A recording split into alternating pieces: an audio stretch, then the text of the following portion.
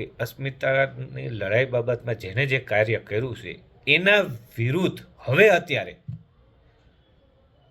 ખોટી ટિપ્પણીઓ કરવી એ બેકાર છે, એ મુદ્દાલેસ છે કે તમારે આ નહોતું કરવું, તમારે ધર્મરથ નહોતું કાઢવું, તમારે મહાસંમેલન નહોતું કરવું, એનાથી તમે શું મેળવી લીધું, તમે આ કર્યું.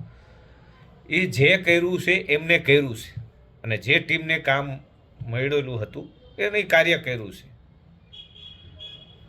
એનાથી તમને કોઈ તકલીફ ના હોવી જોઈએ. તમારે કંઈ કરવું છે તમે કરો, તમને જો યોગ્ય લાગે કરો. હજુ પણ સમય જ છે, એવું તો છે નહીં કે બિલકુલ ફૂલ સ્ટોપ થઈ ગયું છે.